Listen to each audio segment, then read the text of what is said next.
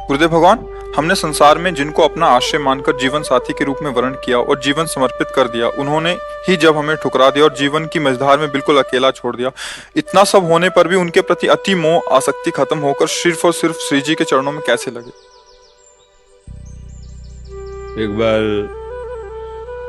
मार्कंडेय जी के आश्रम के पास सुरथ नाम का एक वैश्य और एक राजा दोनों आपस में मिले। तो राजा से पूछा, आप जंगल में यहाँ कैसे? कहा, मेरा राज्य छिन गया है, पर मैं वही राज सिंहासन, वही राजमहल, वही रानियां, ये हमारा चिंतन नहीं जा रहा है। मुझे राज्य मिले इस बात के लिए तो मैं दुखी नहीं, पर मैं अपने परिवार को नहीं छोड़ सकता। और रोने लगा। फिर पूछा, आप क्यों इधर जंगल में? तो उनका, मेरे बेटे ने मुझे पीट के निकाल दिया, सारी संपत्ति छीन ली, पर मेरा मन उसी के लिए तड़प रहा है। वो भले मुझे पीटे, पर मैं अपने बेटे, बहू, परिवार को नहीं छोड़ सकता। बोले, तो बड़ी विचित्र हम दोनों की दशा है कि वो हमें छोड़ रहे हैं, वो हमें ठुकरा रहे हैं और हम उनके लिए रो रहे हैं, ये क्या है? तो राजा ने कहा, पास में मार्कंडेय जी का आश्रम है, हम लोग उन महापुरुष के पास चलते हैं और अपना निवेदन करते हैं। तो जाके प्रणाम किया और अपनी बात दोनों ने रखी। तो मार्कंडेय जी ने कहा, ये भगवती माया का प्रभाव है। अगर भगवान की ऐसी प्रचंड माया ना हो तो सब परमानंद में मगन हो जाएं। ये माया ही, वो हमें धोखा दे, वो हमें ठुकराए, और हमारा मोह, हमारी ममता उससे बिलग नहीं होती है। अब उससे हटने का एक ही उपाय है, साधन को हरिभजन है, कै सत्संग सहाय। अगर हम सत्संग सुने तो सुनते सुनते बुद्धि पवित्र हो जाती है और फिर निश्चय होने लगता है। आप जिनके लिए रो रहे हैं, जिनकी बुद्धि पावन हुई, उन्होंने तिरस्कार पूर्वक छोड़ दिया। रत्नावती जी, भक्तमाल में चरित्र है, पढ़ लीजिए। रत्नावती जी पूरे रानी के जैसे सुख होते हैं वैसे ही रानी थी, वैसे ही सुख में मगन थी, कोई हरि भक्ति, कोई भजन, कुछ नहीं। और राजा भी अत्यंत प्यार करते थे। पर दासी वो वृंदावन आती थी और संतों का संग करती थी, सत्संग, तो उसके हृदय में गोविंद के चरणों में प्रीति उत्पन्न हो गई। वो रानी के कभी पैर दबा रही होती तो एकदम बोल पड़ती, हा कुंज बिहारी, हा गोविंद। तो रानी सावधान होकर देखती, तू रहती तो मेरे संग है, मेरी निजी दासी, अंग सेवी, ये कौन है कुंज बिहारी, कौन है गोविंद, किससे तू प्यार करती है? आज तक मुझे नहीं बताया। हमारे यहाँ की दासियां तो आजीवन समर्पित अंग सेवी होती हैं, ये क्या? तो मुस्कुरा दे, बोली, महारानी आप अन्यथा मत समझना, ये कोई व्यक्ति नहीं हम जिससे प्यार करते हैं। नहीं नहीं, तू पूरी बात बता दो, मत सुनो, मत सुनो, नहीं किसी काम के नहीं रह जाओगे। और रो पड़े। भगवान का जो प्यार होता है ना हृदय में, वो अलग कोटि का होता है। वो बस मत पूछो, आप मत पूछो। अब तो और आकर्षित हुई, नहीं नहीं आप बताओ ना। तो जब बैठ करके भगवत चर्चा, उनकी रूप माधुरी, गुण माधुरी, अब वो तो इतना उसके हृदय में अच्छा लगा कि पैर दबाने से हटा के सिराने बैठा लिया। देखो तुम अब वहां नहीं, अब यहाँ बैठ के केवल हमें प्रभु की बात सुनाओ। इतना रंग चढ़ा कि हृदय विकल हो, उनका कैसे दर्शन हो सकते हैं?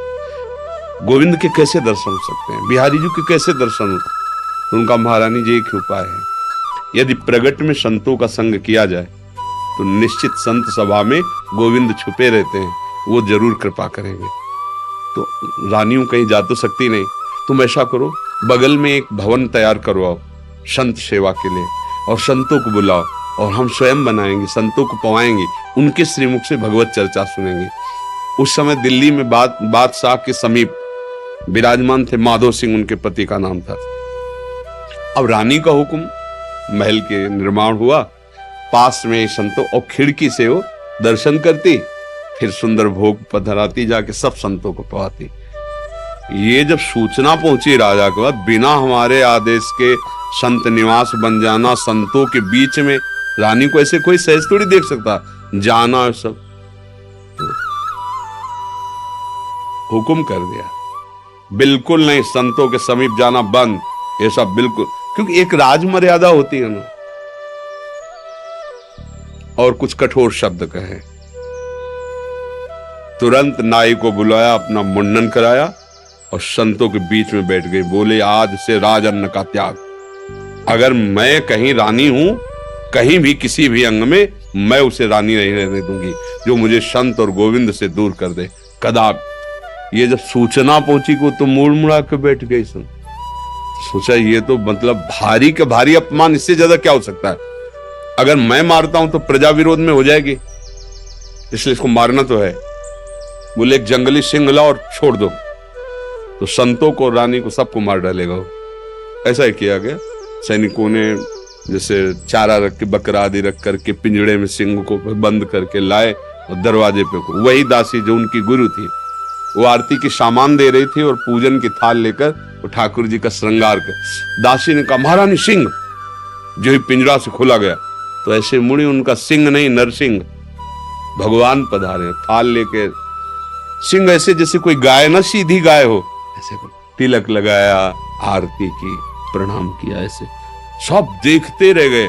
फिर लौटा सिंह को मारी छलांग, तो जो ऊपर बालकनियों में खड़े देख रहे थे ना मान सिंह के आदमी, फाड़ के फेंक दिया और गुर्राता हुआ भाग गया। अगर हम अपनी भक्ति के रंग में आ जाएं तो फिर हमारा ये माया मोह संसार नष्ट हो सकता है। अन्यथा हमारे शब्द तो जरूर अच्छे नहीं लगेंगे, पर सही पूछो तो कृपा है जो असलियत का पता चल रहा है। यहाँ कोई किसी से प्यार नहीं करता। अपने सुख स्वार्थ की जब तक पूर्ति लगती है, हमारा मन जब तक राजी है, तब तक हमें आपको प्यारे कहते हैं, अपना प्यारा बना लेते हैं। और जब हमारा मन कहीं और राजी हो गया तो आपकी तरफ देखते नहीं। संसार का ये स्वरूप, पर मेरे प्रभु का ऐसा स्वरूप नहीं है। सबरी मैया कोई ऐसा थोड़ी बहुत रूप ऊंचे कुल की, ऐसा नहीं था। सबर जंगली जातियों में आती है उनमें, लेकिन भगवान की भक्ति से बड़े बड़े ब्रह्म ऋषियों के आश्रम में भगवान नहीं गए, सबरी माता के। भगवान ये सब संसार यही सब देखता है, तुम्हारा रूप, तुम्हारा गुण, तुम उसके काम लायक हो कि नहीं हो। अगर स्वार्थ की पूर्ति लायक नहीं हो तो कोई भी हो, हट जाओ या वो मार डालेगा। संसार का स्वरूप है, कोई न कोई नाटक करके तुम्हें नष्ट कर देगा संसार। लेकिन हमारे भगवान कैसे भी नीच, पतित, अवगुणी, कुरूप, बिल्कुल मूर्ख कैसा भी हो, भगवान उसे अपनी गोद में ले लेते हैं। तो एक ही उपाय है, भगवान के चरणों का आश्रय लेना, वही परम पति हैं। देखो मीरा जी ठसक से कहती, मेरे तो गिरधर गोपाल दूसरा न कोई। और ये कभी धोखेबाज नहीं है, कभी धोखा नहीं। हम सही कहते हैं। अगर हमें जैसे बचपन से लगे रहे ना, हमें बात समझ में नहीं आती ना, तो हम ये जरूर माइक से कहते हैं कि भाई देखो, भक्ति करना ठीक है, पुण्य है, मंगल है, लेकिन हम अपनी छाती की बात कहते हैं। अभी तक कमी हमारी और कृपा उनकी डुबो रही है। बस अगर कहीं कमी है तो हमारी कमी है, उनकी तरफ से कृपा ही कृपा, दुलार ही दुलार है। ये सच्ची मान लो। अगर कोई प्यार करने वाला है तो प्रभु है। आप कहोगे दिखाई नहीं देते हैं, आपने अपने को देखा है क्या? अगर प्रभु से देखने पर ही प्यार करते हो तो आप अपने से प्यार करते हो ना। देखो ना, आप अपने से प्यार, आपने अपने को देखा है क्या? आप तो शरीर को देख रहे हैं, बिना देखे भी आप अपने को बहुत प्यार करते हैं। आप अपने आप को बहुत प्यार करते हैं। अगर ये पता चल जाए कि हाँ कैंसर हो रहा है और आपको क्षति पहुंच जाएगी तो आप यहां से कटवा देंगे। अपने आप से ज्यादा प्यार आप किसी को नहीं करते, टांग कटवा देंगे आप। अगर ऐसा लग जाए कि अपने को बहुत अशांति, जीना मुश्किल है, आप क्या करेंगे, कैसे मुंह दिखाएंगे, तो आप जहर खा लेंगे, फांसी पे चढ़ जाएंगे।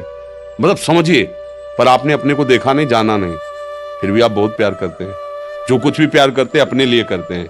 अपने आप से बढ़कर आप किसी से प्यार नहीं करते, पर आपने अपने आप को नहीं जाना, तो फिर तुम उन्हीं के अंश हो। जब तुम अपने को नहीं जान पाए, तो जैसे अनजाने में आप अपने से प्यार करते हो, ऐसे ही शुरू कर दो प्यार प्रभु से, और उनके तुम हो, वो सामने आ जाएंगे पक्का। ऐसा नहीं है तो अब विमान से उतरते हैं, दोस्त की तरह मिलते हैं भगवान। पर बस यही है कि जैसे आप कहो कि अब राष्ट्रपति से हाथ मिला के आ रहे, प्रधानमंत्री से हाथ मिला, तो गांव का आदमी से प्रधानमंत्री से तुम कैसे मिल सकते? क्यों नहीं मिल सकते? भारत के नागरिक है, हम अधिकार पुष्ट करें अपना, और जरूरत दिखाएं तो हमें मिला दिया जाएगा। ऐसे हम अधिकार पुष्ट करें और चाहत हमारी प्रबल हो तो हमें भगवान मिल जाएंगे। वहां तो किसी की सिफारिश की जरूरत नहीं, खुद हमारे हृदय की बात सुन रहे। एकमात्र भगवान के चरणों से ही हमें शांति मिलेगी, वही हमारे हैं। दूसरा तो सब छल हो रहा है। माया का पर्दा पहन करके हमारे साथ छल किया जा रहा है, हमारे समय को नष्ट किया जा रहा है। सत्य बात है, न हम स्त्री है न पुरुष है, हम भगवान के अंश हैं और उनका भजन करके उन्हीं को प्राप्त हो जाए, यही हमारे जीवन का लक्ष्य है। हम तो बड़ी कृपा मानते हैं, जब प्रतिकूलता मिलती, कोई अपना नहीं होता ना, तब कृपा समझ में आती है कि बहुत कृपा है, नहीं तो इस मोह जाल में फंस कर पूरी जिंदगी बर्बाद हो जाती है। अब सावधान हो जाओ, अब निकल जाओ, पर इधर का रास्ता चलना थोड़ा कठिन है, इसलिए कुछ भी हो जाए फिर इधर नया चुन लेते हैं, नया मित्र चुन लेते हैं, नया घर चुन लेते हैं, नया वर चुन लेते हैं। बस इधर ही वो खोज शुरू की है ना अनंत जन्मों से, वो ये नहीं समझ पा रहा कि अंदर बैठा है, कह रहा लौट आओ, हमसे मिल लो, पर हम लोग बाहरी खोज कर रहे हैं और वो अंदर ही बैठा है। घर के अंदर प्रीतम बैठा हमारा इंतजार कर रहा है, हम दरवाजे के बाहर भटक रहे हैं, उसको खोज उसी को रहे हैं। जो सुख है, जो शांति है, जो आनंद है, वो प्रभु ही है, उन्हीं के लिए हम खोज रहे हैं, पर उनको ना मानकर, ना जानकर, अन्य रूप अन्य भावों में, इसीलिए हमें शांति नहीं मिल रही। मुझे लगता है नाम जप करो, सत्संग सुनो और प्रभु को अपना मान